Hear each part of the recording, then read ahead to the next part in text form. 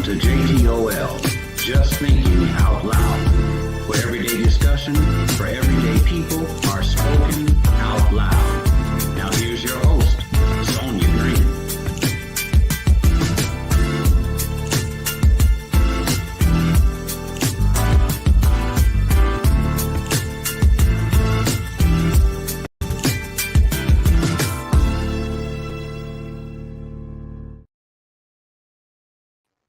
Hey, welcome everybody. Hello, and welcome to JTOL TV, where I am your host, Sonia Green, also known as Hot Sauce. So, what's going on, everybody? I'm really excited that you are here today.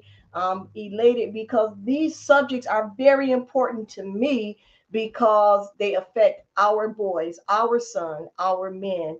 One day, our boys will be young men, fathers, husbands, uncles, cousins, and it's very important that we invest into them and to understand the plight that they have to go to. Now, wait a minute, back up, ladies. I'm not saying we don't go through nothing. We do. But however, the fact is that right now, the assault has always been on people of color and Black men. Black women is a different way. We'll hold that subject. We'll talk about that for another time at another station. But anyway, I just want to read something to you if you just bear with me for 1 minute. This is called The New Plantation.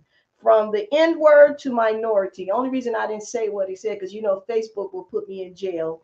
Labeled by the majority, sweet land of liberty of thee I cannot sing. Slave ships, leather whips, educational ill-equipped to reap your monetary profits. I renounce the legitimacy of my citizenship until freedom truly reigns. Drug dealers in lab coats, creating synthetic antidotes. $1 billion scapegoat our children born in black coats. Our chance for freedom is remote, independent of the black vote. And we ask ourselves why the African fails in disintegrated schools. Yeah, I said that right. Because his presence is a historical absence. He has no significant frame of reference other than the Texas that presents him as unintelligent. How can he be expected to succeed when all he reads reflecting good deeds? Despite depicts the empowerment of another people's seed. Herein lies the need for American minds to be free.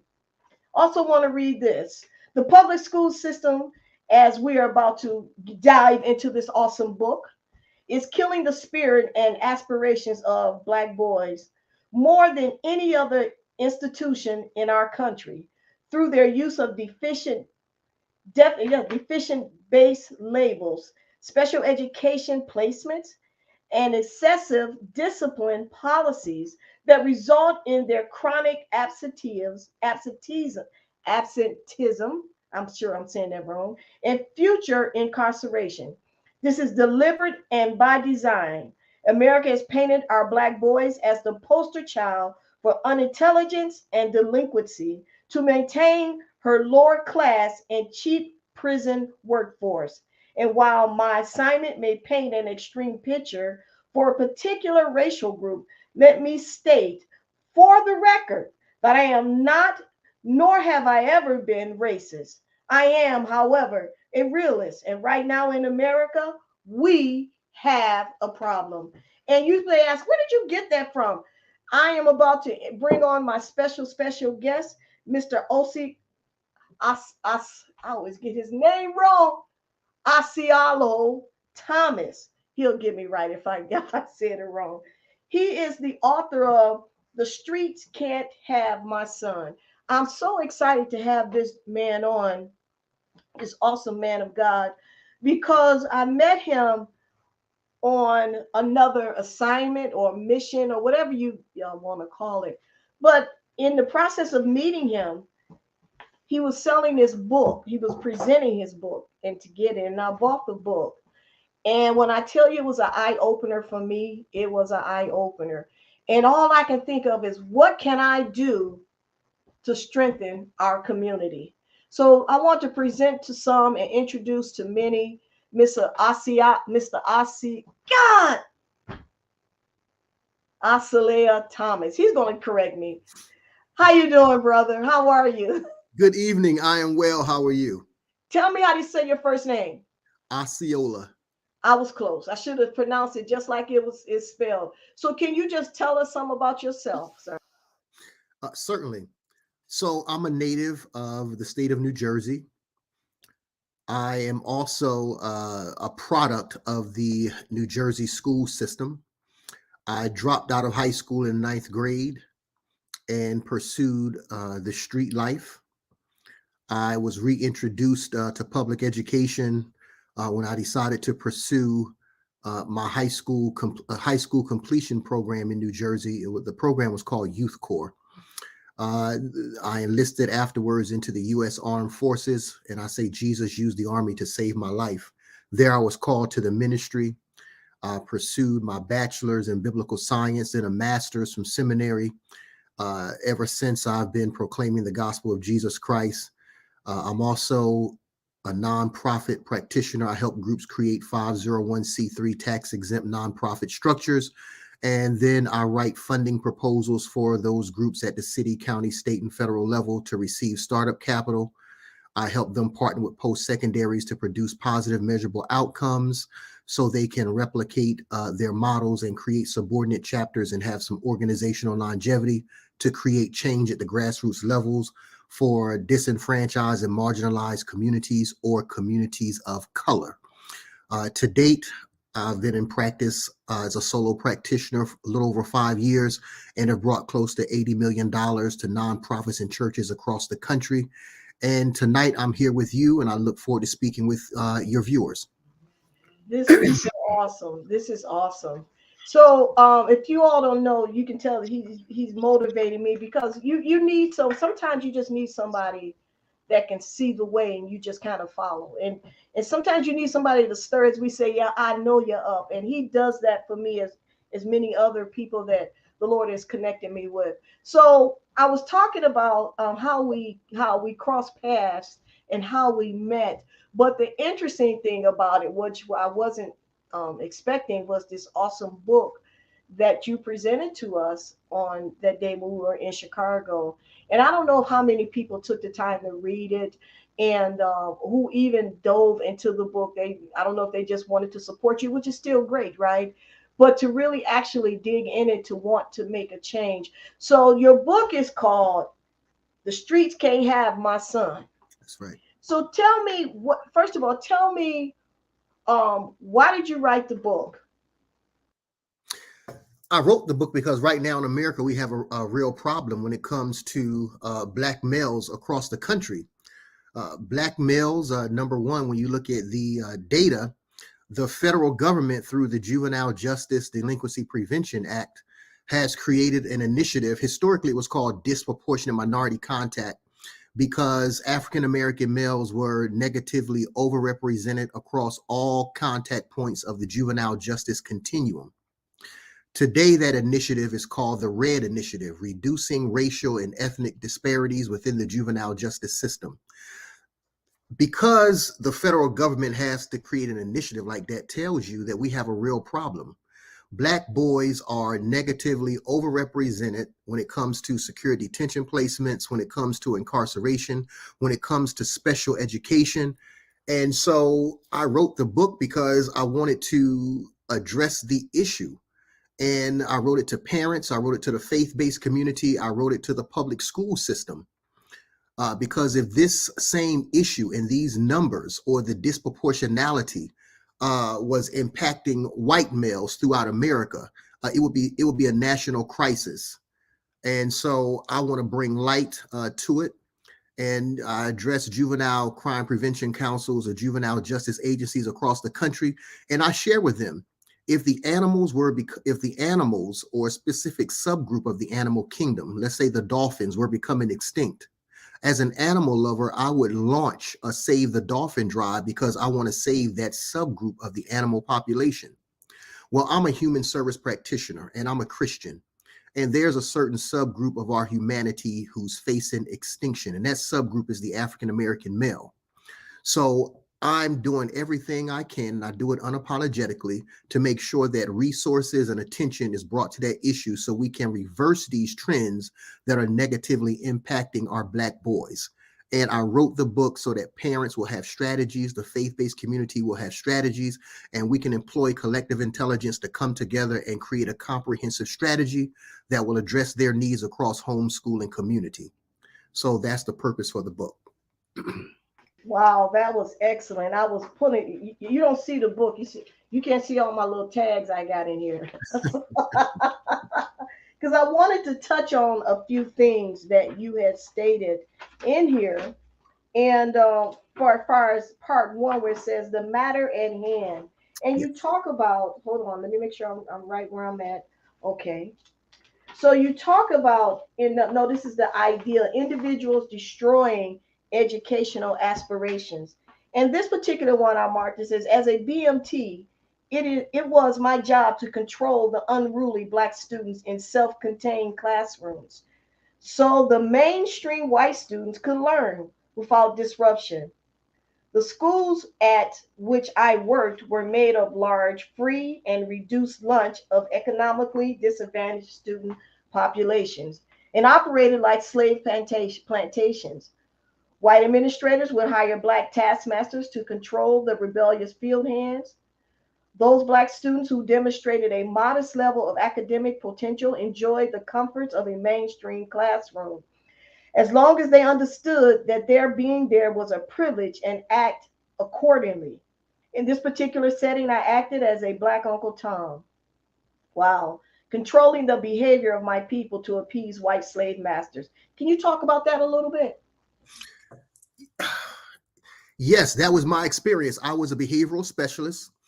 And so my job was to make sure that those students who were in self-contained classrooms because they were diagnosed as behaviorally, emotionally disturbed, that their behavior was kept under control.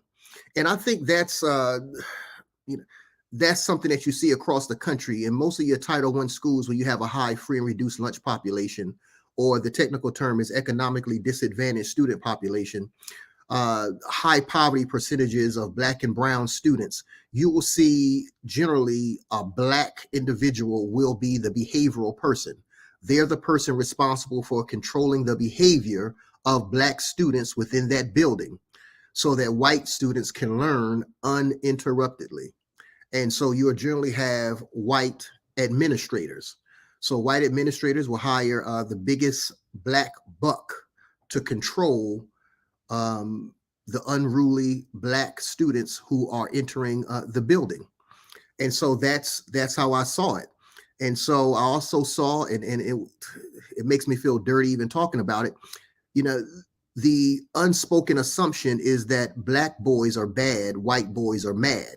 So whenever a Black boy would do something, you know, he was deserving of punitive consequences, whether it was in school suspension, out of school suspension, expulsion, the school resource officer, etc. If a white student did something similar, they were sent to the guidance counselor's office because they didn't deserve non-punitive strategies. You know, they were mad. They needed empathy. They needed counseling, therapy. They needed time to cool off, someone to talk to, someone who could be empathetic.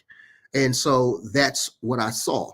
And as a Black behavioral specialist, I'll be honest, I kept quiet for a long time while I was in the school system because it was paycheck slavery.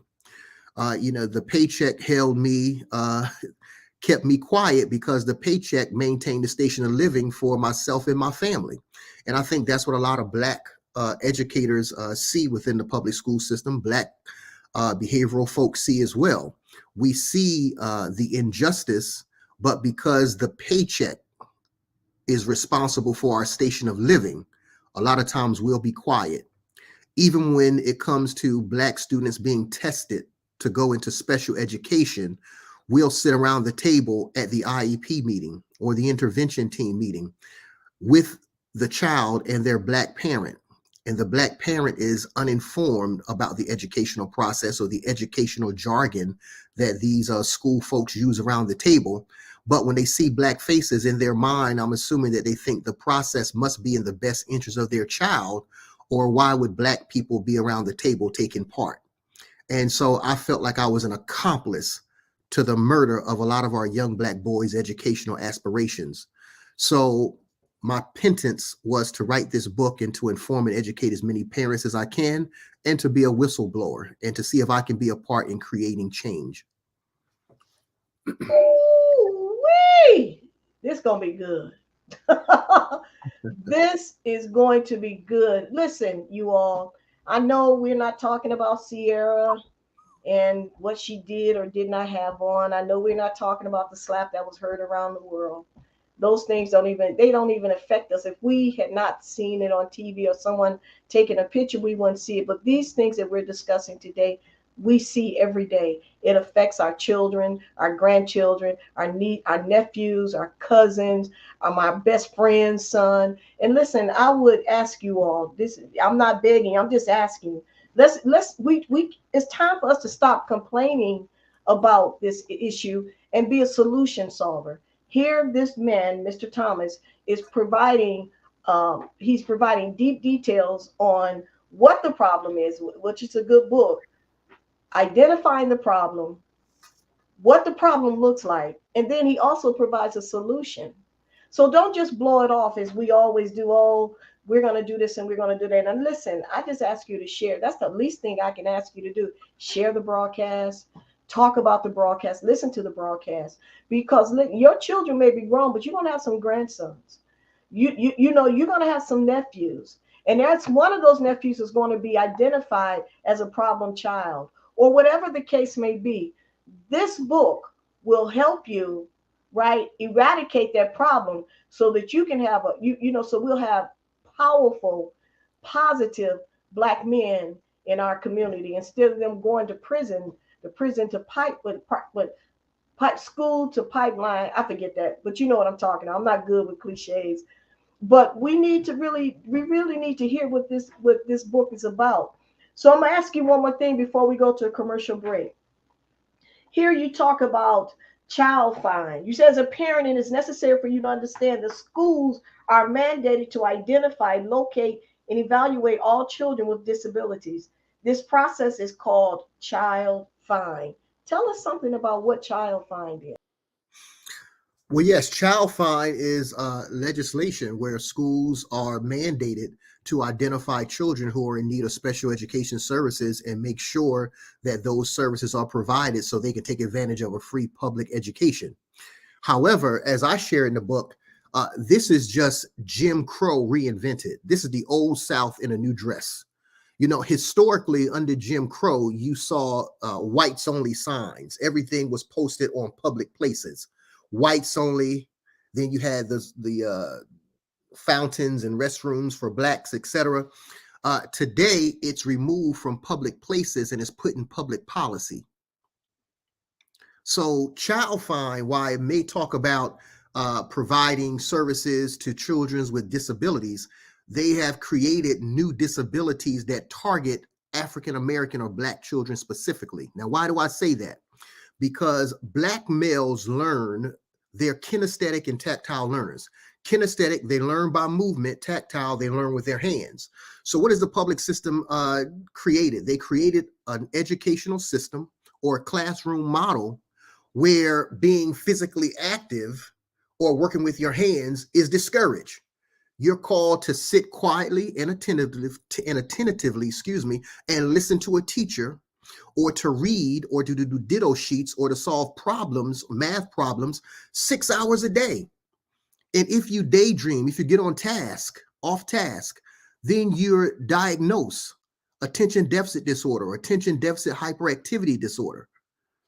And so now under child fine, these diagnoses, which were voted into existence by a raising of hands of the majority of the American Psychological Association, now is justifiable in targeting our children, diagnosing them with a deficit-based label and putting them on mood-altering medication that the DEA classifies in the same categories as opium, morphine, and cocaine. And so child fine, when it comes to legitimate medical diagnosis, is good. But when you have diagnosis that intentionally target the learning styles of people of color, that's done intentionally because you want to target a certain specific subgroup. And that's the African American or the Black child. And that's done intentionally so that we can keep them miseducated, ensure they don't graduate on time with their 4-year cohort, they don't go on to post-secondary pursuits, and that they don't qualify to have a seat at the decision-making table. So that's what I'll say about child fine. I think every parent needs to be very careful before they allow their children to be tested and to be diagnosed. I always share with parents, I'll ask the question, can Johnny sit through a 2-hour movie undistracted and watch the movie? Yes, he can. How about his video games? Will he sit in front of a TV and play video games 2 and 3 hours undistracted? Yes, he does. What about basketball? Johnny's playing basketball. Can he learn those difficult plays that the coach would have him to learn so that he makes first string start? Yes, he can, Mr. Thomas. Then how does he have a learning disability? How does he have attention deficit disorder? Why is it that they say he can't focus, that he's off task? If a teacher did the same thing, do we diagnose the teacher with ADD or ADHD? I've been to too many teacher or educational conferences where teachers will sit there and look at the presenter, and if the presenter doesn't hold their attention, they'll doodle on the PowerPoint. They'll text underneath the table. They'll get up and go into the vestibule and be on their cell phone. But yet we don't diagnose them with ADD or ADHD. We don't put them on mood-altering medication, and they're the college-educated adults. If you're not going to do it for the teacher, why would you do it for a child? Woo, Jesus. You know, I just ran around the earth on why you, that whole statement. That whole statement. This is why we need our own schools. Period. Anyway, listen, you all. Listen. Can you please just share this? This is one of the many most important shows that I've ever done. And listen, we can't continue to talk about being the problem if we can't help resolve the problem. Hey, this is Sonia, also known as Hot Sauce, with Mr. Osceola Thomas. I said it right, didn't I? Yes, I'm getting it. I'm gonna say it enough times. I'm going to get it. And we are talking about Black boys and the public education. Listen, while we take this station break, please share it. Call your friends, call your sister, your husband, your brother, whatever you have to do, because this is a very important subject. And if we want to change, listen, this subject can change. If you hear it and then do something with it, you can change generations. If you just listen, make the effort. We'll be right back after this station break.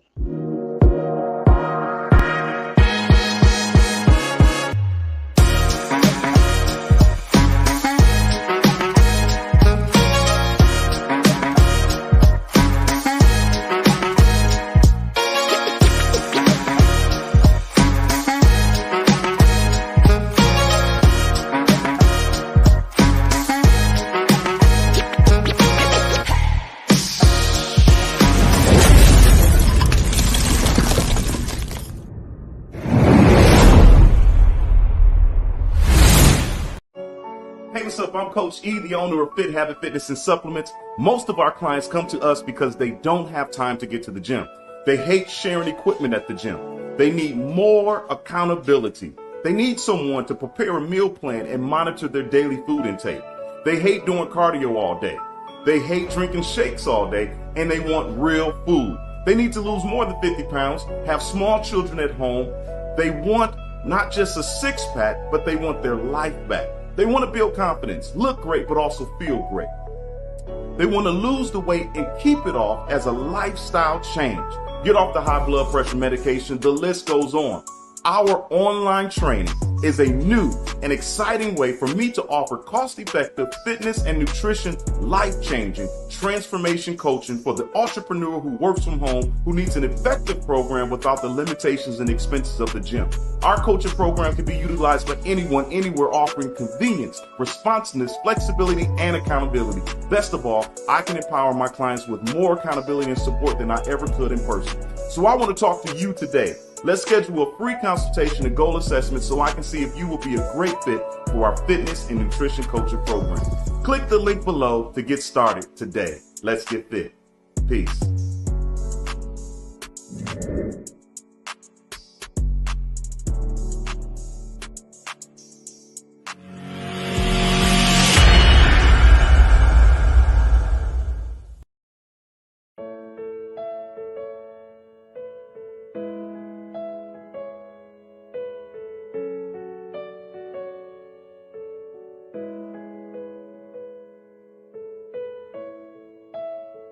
I say this to any marriage that's in a bad place, or Yes, couples sir. who are considering getting married, but y'all are in a bad place.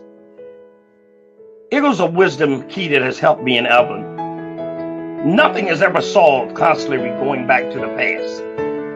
If you want to bring a healing to your marriage, you're going to have to own your past. Call it what it is.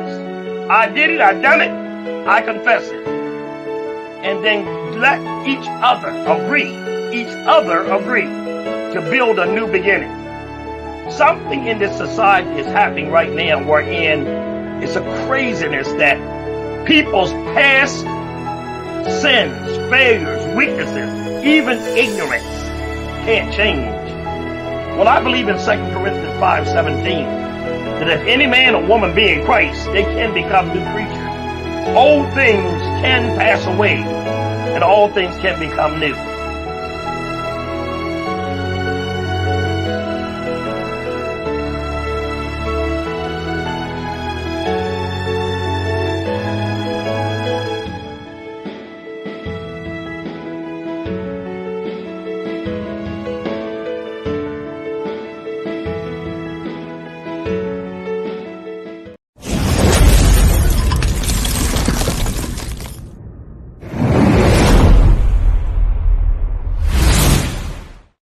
But welcome back to JTOL TV Talk, where I am your host, Sonia Green. Listen, I'm glad to have you back. And I hope during this time you thought, well, what could I do to make a difference, that I can shift something, that I can cause something to, will not be my family line. This will not be my generational line. We're going to be successful. We're going to be powerful.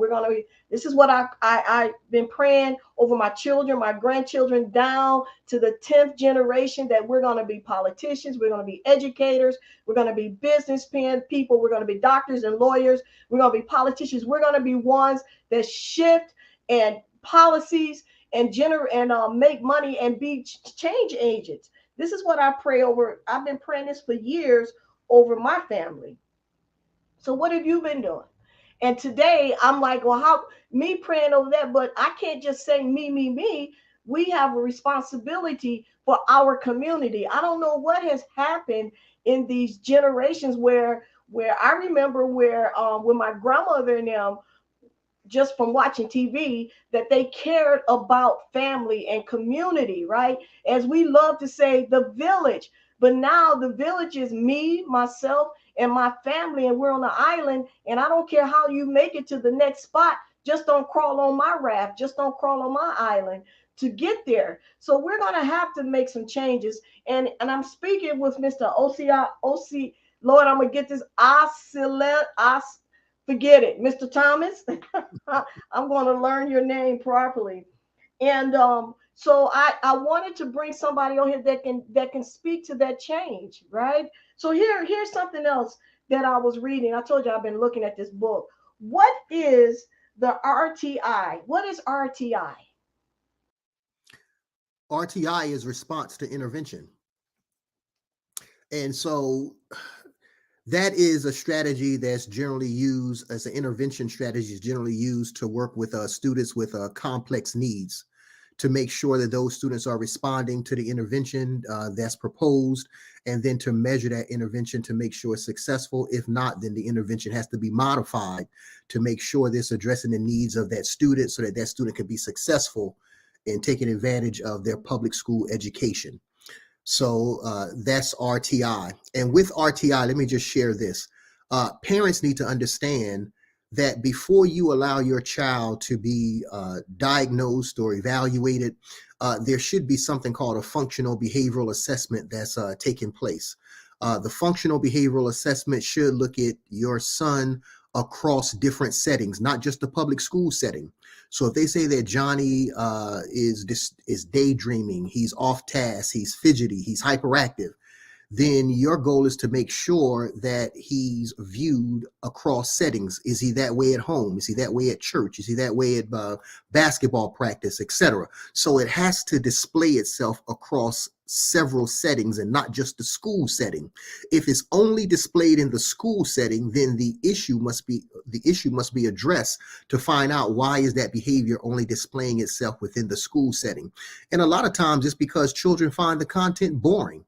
They find the teacher boring. They find the content boring. They don't see how it applies to their daily lives. When I go into a school, and I'm just going to be transparent. When I go into a school, my wife was an educator. She would bring me in. As a practitioner, I would go by the bank, cash a client's check, and I would take about $6,000 or $7,000 into the school system with me, all $100 bills. And I did that intentionally. And I would ask the students, why do you go to school? And I would hear the cliches: to get a good education, because I have to, etc. And I would pull out all these $100 bills and just lay them across the table, and their eyes would get big. And I would say to them, no, this is why you go to school. You go to school so you can earn this, so that you can live the lifestyle that you wish your mother and father had afforded you. You go to school so you can get this, so that the lifestyle that you desire to live, the neighborhood you desire to live in, the car you desire to drive, etc., won't just be something that you see on BET, but it will become a reality in your life. So education equals economics. So my goal is to make sure that I make education relevant for these children. And I said this to judges, and I'm saying this to everyone listening to me. I would never tell a child not to sell drugs. And judges look at me, Mr. I said, I would never tell a young man not to sell drugs. What I would do, I would ask that young man, if you're good at selling drugs, you can dice it, slice it, capsule it, distribute it, manufacture it, profit from it, then there is an educational major on a post-secondary campus called pharmacology. If you have the resiliency to stand on the corner all day, all night and sell drugs, then you have the resilience to be able to go to a post-secondary campus and pursue pharmacology and graduate, put on a white lab coat, slice it, dice it, capsule it, make a six-figure salary, never look over your shoulder a day in your life, live in the suburbs and drive that Mercedes or that Maybach. Are you listening to me? I'll never tell a child not to fight. The question I'll ask is, can you fight? Because if that child is good at fighting, I'll say there's a place for that. It's called the dojo or a boxing gym. You might be the next Muhammad Ali, Chuck Norris, Mike Tyson, or John Jones. We don't know. But there is a venue for that. So I would never look at a child from their deficits or their pathology. I look at them from their strengths, their interests, and their capabilities. We have to start dealing with children based on who they are and what they possess rather than what they're not. You know, I'm gonna have to call the emergency over here because you keep knocking me out with this stuff. This is like wow, wow. Okay, man, that is awesome. That is awesome. So instead of saying all you want to do is play video games, right? Right. You can turn it around and say, how about creating a game? Pulling that engineering, that STEM program out of them. That's coding. exactly. Wow. It's like right now, Ms. Green, if I want to build a relationship with you, I can't point out the things that you're not. I can't say to you, Ms. Green, I would like to build a relationship with you, but I like women with blonde hair, blue eyes, generally size 2 or size 4, first name Becky. If I did that, it's automatically going to create a barrier between building a relationship. But we don't look at it like that when it comes to children and families. We'll convene a meeting and we'll say, Johnny is ADHD, he's ADD, he's in a self-contained classroom, he's on X amount of milligrams of Concerta or Vicodin. Last semester, Johnny's GPA was, and we want to know why Johnny sits there with his arms folded and he's upset and he's angry. Or we want to know why mom doesn't answer the phone when we call because she has caller ID, and parents don't want to be parented, they want to be partnered with. So when you call a parent and tell a parent what their child is not doing, they automatically internalize that I'm a bad parent or you're judging me as a parent. And so we're building barriers to building relationships. The goal is not to focus on the deficits or the pathology of the family. Focus on the strengths, the interests, and the capabilities of the young person and their families. And let's collectively come together and create an individualized service plan that's customized to that child. The problem with the public school system is all they provide is a size 42 suit jacket when our kids, some of them might wear a 36, 38, but they're forced to wear what we provide. And if they don't wear it, then we say they're resistant, rebellious, and we have a punitive consequence for them. Stop judging children because you have a one-size-fits-all model, and children need customization because they're diverse. Oh, Jesus Christ. Listen, wow.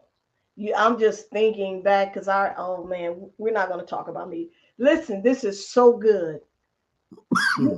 And I've been practicing your name too. So the next time I say it, I'm going to be ready. In this particular verse, you said, Dr. Jawanaza, I'm going to learn our names. Kanjufu, a national educational consultant, provides evidence of this in his article of Black Boys in Special Education. He points out that only 27% of the 6.4 million students in the $60 billion special education industry graduate from high school. Think about what that means for the majority of Black boys in self-contained classrooms. By agreeing to have their son tested, parents are acting as accomplices in the murdering of their son's dream. Let's talk about that. Most definitely. I said that because most parents don't realize that when you place your child in a self-contained classroom, you are aiding in the murdering of their educational aspirations. So I changed that acronym. The acronym or the law or the legislation for special education was IDEA or is IDEA, Individuals with Disabilities Educational Act. I changed that acronym to Individuals Destroying Educational Aspirations. And so that's what winds up happening. So when these children are placed in special education, generally they're not on grade level. So they're not demonstrating grade level proficiency. And if they're not demonstrating grade level proficiency, what's the chance that they will graduate from high school? And research shows that the highest dropout grade in the K through 12 continuum is 9th grade. Most kids, when they enter into the 9th grade, they drop out. When they turn 16, they emancipate themselves from compulsory or mandatory education. And so Dr. Jawanza Kanjufu, an educational consultant out of Chicago, he did a research study to show that only 27% graduated from high school. And that doesn't mean they graduated on time with their 4-year cohort. And so I want to make sure that I place that research in the book so that parents would understand that when you sign your child over to the special education industry, I want you to understand the ramifications of it. And see, the system is so, I want to say so sly that they have a new term for it now. They call it exceptional children's services. They want you to think that when you place your child there, they're exceptional. And we think exceptional like it's something like gifted or talented. No. Or they want you to think your child will receive additional services or he have smaller student to teacher ratio. No, don't try to disguise it. What you are really doing is you're destroying the educational aspirations of that child. And that's the first chapter of the book. I call the first chapter of the book is titled Killing the Dream. And I asked the question, why is it that so many of our Black boys, when they enter into the public school system, pre-K and kindergarten, The world is their playground. They have dreams of becoming lawyers, doctors, astronauts, scientists, etc. But by the third or fourth grade, most of our children have reduced their aspirations to becoming professional athletes or hip hop artists. Why is that? Because within that classroom, that 180 days a year that they spent for the past 2 or 3 years, it has killed their desire for learning and for education, because the teacher have made them feel like they are a behavior problem. They have made them feel that they're not worthy of education. And so those children now begin to hate school. And I ask the question, think about it, this is not rocket science. Whatever environment validates a child, that's the environment they're going to gravitate toward. If the school system labels me a D and F student, places me in a self-contained classroom, places me with a teacher that yells at me or sends me to the principal's office, has me prescribed mood-altering medication, am I really going to be excited about getting up, going there every day? But if the street corner, if they hail me as the brother that can knock anybody in the neighborhood out, they hail me as the brother that can sell X amount of keys of drugs and earn a pocket full of money, if they allow me to drive the fancy cars and bed some of the prettiest girls in the neighborhood, which environment am I going to gravitate toward? It's not rocket science.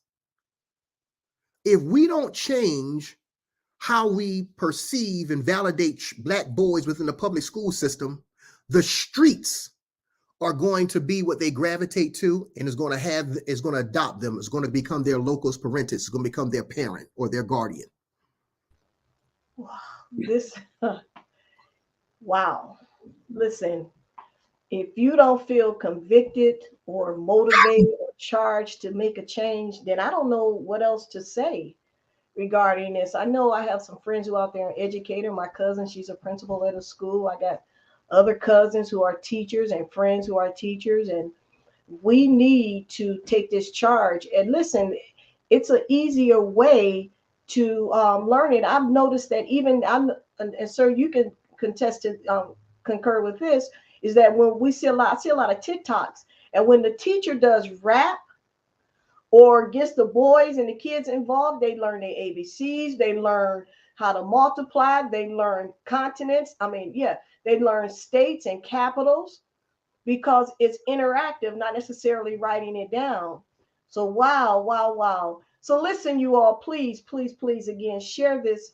It's the least you can do. The second least thing you can do is go on to JTOL Productions on YouTube and like my page, as well as like it on Facebook and IG. We're getting ready to take a commercial break. We'll be right back after this.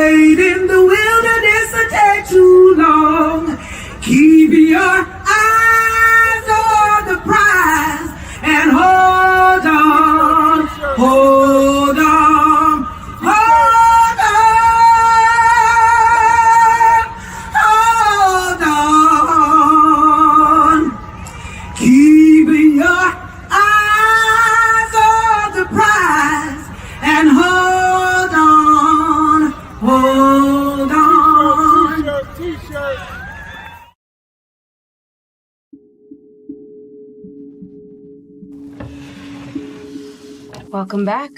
How long has it been since your last confession? Too long. Each wrong made right brings me a little closer to where I belong.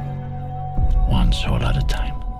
I met someone special. Special like mom? Like, I'm ready for us to be a family. And I know you want that too. Yeah? Yes.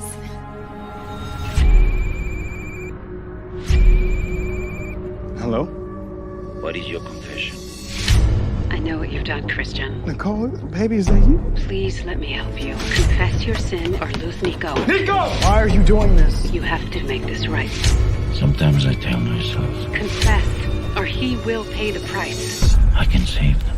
I can save them. One soul at a time. Who are you? What do you want from me? What is your confession?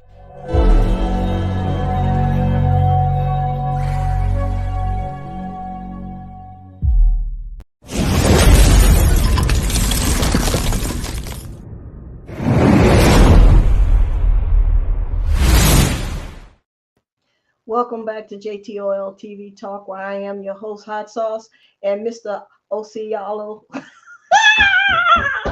Thomas, I'm going to get it. I'm going to practice your name. I'm going to say it enough. It's going to be ingrained in my head.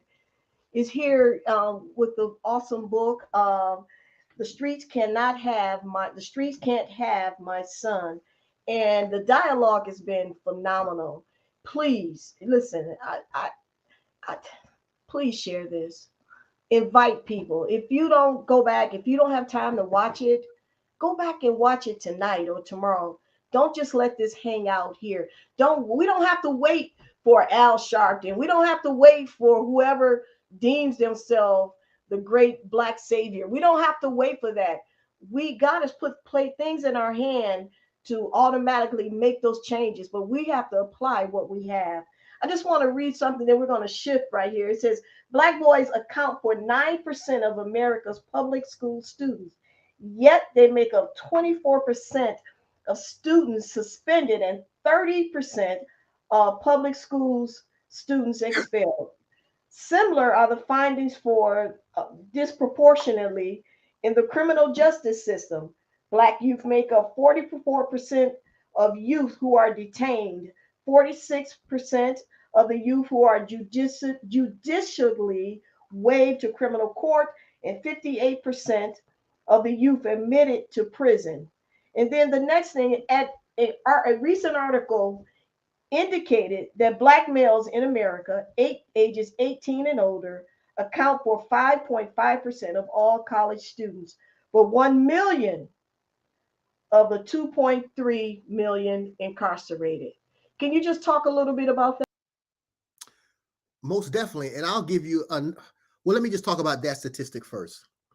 So because of that data, the federal government, as I stated earlier, has launched a new initiative. It was launched actually under the Trump administration. It's called the RED Initiative, Reducing Racial and Ethnic Disparities. And this is why I share with the community, with churches, with parents. There are dollars allocated under the Juvenile Justice Delinquency Prevention Act for nonprofits in the faith-based community to apply for dollars to keep youth engaged in structured activities during the after-school hours, because the highest juvenile crime hour in the country is the hour of 3 to 4. Research says that when students get out of school, they commit crimes. If you provide safety, structure, and supervision for young people between the hours of 3 to 6, you are diverting them from committing delinquent activity, and there are dollars for that. Churches need to come together, nonprofits need to come together, have a collective conversation on how we can create an interagency collaborative to make sure that our young people are again engaged in safety, structured, and supervised activities so that we are keeping them from committing delinquent activity and as a result being formally processed in the juvenile justice system. So yes, Black boys are disproportionately recognized in the juvenile justice system, and that is a major issue. It's along all contact points of the juvenile justice system. And when you look at that, even low-level offenses It's called status offenses. A status offense is any crime that a young person commit that wouldn't be a crime for you and I as an adult. Underage drinking, truancy, runaway, tobacco, alcohol, etc. Those are status offenses. And many of the states, they actually place young people in secure detention placements for status offenses. And what winds up happening is when you place a young person in a locked facility and they are surrounded by high risk or high level offenders, all you're teaching them is how to become bigger criminals. So the goal is to reduce reliance on confinement for low level offenders. And so these are opportunities, again, for the community to come together, have a collective dialogue on how they can apply for these dollars and keep Black boys out of the juvenile justice system. And for those returning to the community, the conversation needs to be, how can we come together, undergird these returning citizens back to the community, undergird them with social supports so that they are maintained in the community and the chances of them recidivating is slim to none. That way we keep them and rehabilitate them in a normalized environment as opposed to a locked facility. Now think about this. On average, when you look at the national average, to keep a young person confined in a locked facility is $588 a day, or a little over $214,000 a year. To educate that same child, the average cost that we pay for education, 1 year of compulsory education in the K through 12 continuum, is $14,480. We spend more than $200,000 a year to incarcerate a child versus educate that same child. So while you're saying we don't have money to fund education, we don't have money to give teachers raises, we don't have money to buy textbooks or to rebuild these dilapidated buildings in impoverished neighborhoods, you will never hear a judge say they don't have enough money to incarcerate Johnny. We will find money to incarcerate if we don't have money to educate. So that just lets you know the mindset that we are a punitive nation. Why? Because the majority of those who are incarcerated are the same people that white America must keep subordinate and subservient. And let me tell you why racism exists, because it's tied to the juvenile justice system. Darwin said something. Self-preservation is the first law of nature. It's about preserving self. White America or white supremacy understands that if Black males commingle with white Southern belles, their offspring become people of color. So just by our genetic makeup, we have the ability to eradicate their race and they cease to exist. They understand this. So they've got to make the Black male the most criminal, savage, animalistic creature on the planet so that their Southern belles will disdain and not want to be with Johnny, or should I say Raheem. And if they do that, then they can preserve their genetic makeup or their racial identity. So I share with my son, I say, son, your genetics is a weapon of mass destruction. Understand that. That's why Black boys, in the book I write, Why Are the Black Boys MIA? Missing in Action. It's a military term, but I changed the acronym. M, they're miseducated through curriculums of genocide that teach them to hate their Black skin. That's why in America, your savior must be blonde-haired and blue-eyed. The presidents that you pull out of your pocket to maintain your station of living must have white faces on them.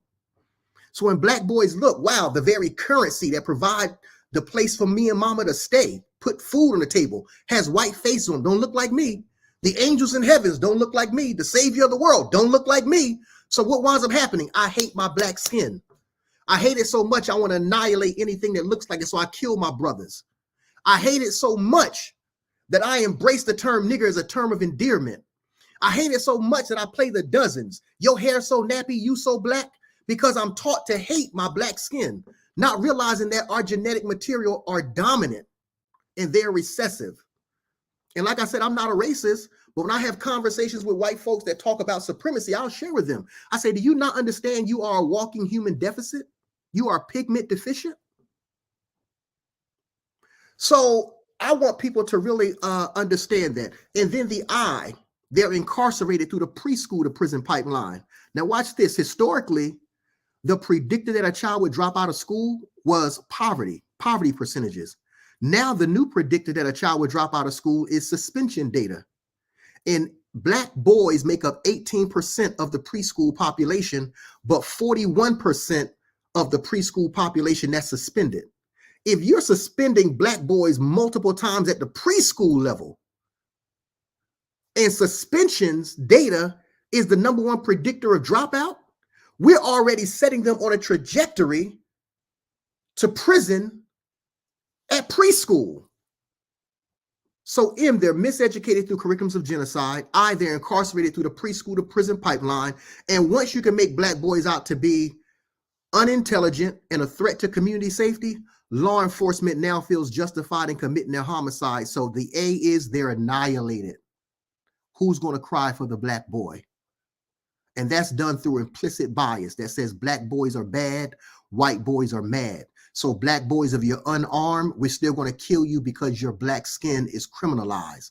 White boys, if you commit a crime and shoot up a church, we're going to take you to Burger King and have lunch. Why? Because you're mad. You need an ear. You need somebody to listen and be empathetic to you. Yes, I said it. Woo! Listen, I feel like, you know how you do something great? That was like, wow, that is amazing.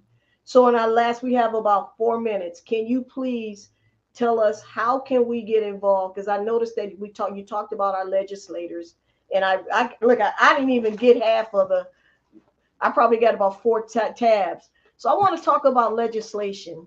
What could we do to change, to get things changed? I know what we can do, but can you tell us how we can do? What can we do? How do we go about doing it? Because we can no longer sit down and be accepted this type of treatment and mentality that we have learned to accept. I think about Kunta Kinte and how they were so mad at him because even after it was like, we're gonna kill you, he would run away, they would beat him, and the only time he said his name was Toby when they were gonna cut his private parts off, and he said, my name is Toby. They cut his foot off, he still ran. So tell us, what could we do? Well, there are several things. I'm going to give several strategies. Number one, I want to talk to the Black church. There was a study done that said from 1980 to 2018, the Black church, through charitable nations and tithing, raised $420 billion. Black church, why can't we come together collectively and give 1/10 of the 10th that you're collecting and create a national spending mechanism and have that national spending mechanism tied to a national plan to eradicate poverty in Black and brown communities? Why can't we do that? If you're taking tithe from the people to build brick and mortar, and God said, I don't dwell in buildings made with men's hands, the true temple is your body, and the church sold all their possessions and gave the proceeds to the apostles so that none among them would have lack. Why can't we do the same thing? Make sure that none among us have lack. So now the money is taken, 1/10 of the 10th, a national spending mechanism is created from which we can now tie those resources to a national agenda for Black empowerment. That's number one. Number two, let's be savvy enough to realize that the government is taking our tax dollars. Your tax dollars are taken and they're given to federal agencies, and federal agencies take your tax dollars and create grant programs. Those grant programs are given to states. States become grantees of the federal government, and they advertise their dollars to nonprofits to apply for those dollars and provide services. Why can't Black churches and Black nonprofits come together? Let's apply for these dollars. One is a 21st Century Community Learning Centers grant. That grant is specifically earmarked for low-income neighborhoods to target Title I schools, Black and brown children, so that they do better on end-of-grade tests. It's a structured after-school grant, and it provides a parent component to make sure that parents graduate and get a high school diploma. It also provides financial literacy, and we can teach them about home ownership and credit repair. That's a 21st Century Learning Centers grant. Why can't we come together, access those dollars, and create an initiative based on the risk and needs assessment data of our respective communities? That's number two. Number three, when it comes to keeping our Black and brown boys out of the system, every state is charged by the federal government now under the RED initiative, reducing racial and ethnic disparities.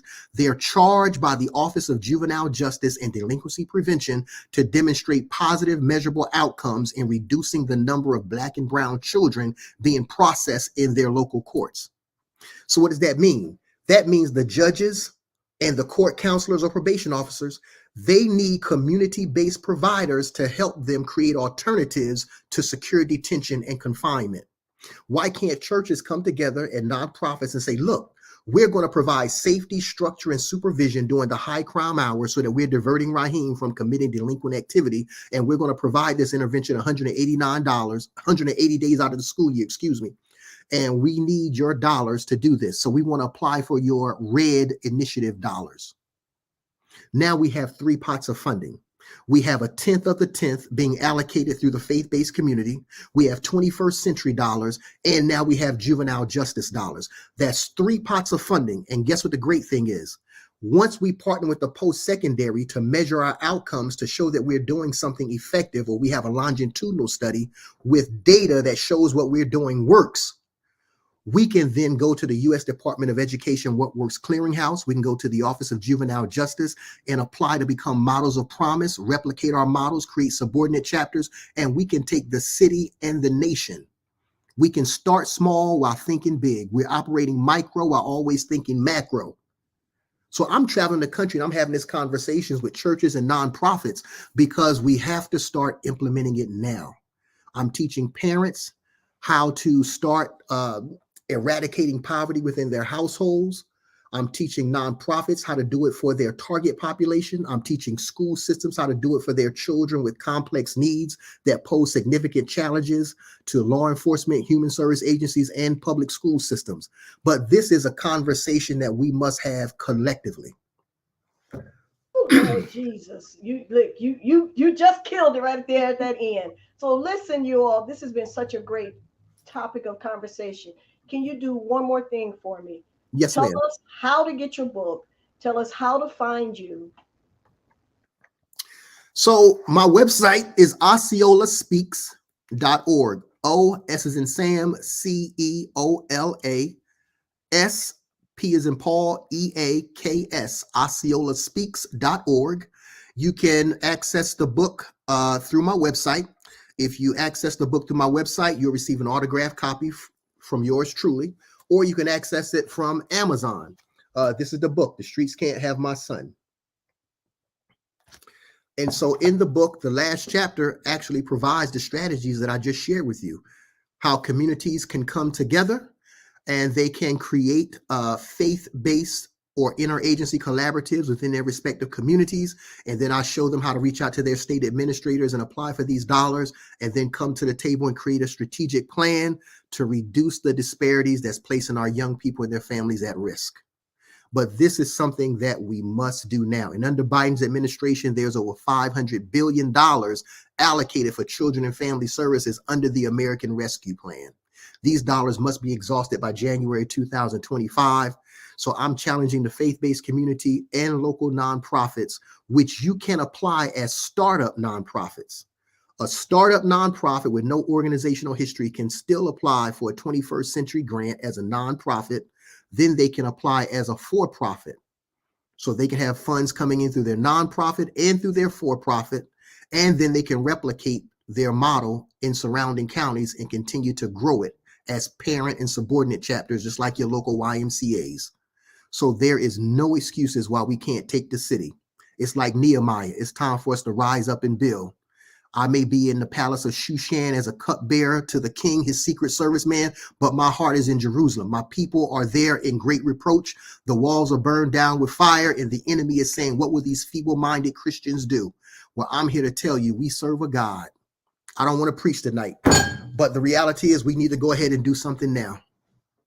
Well, you've been preaching, and I am stirred. I don't care what nobody said. You don't have to say.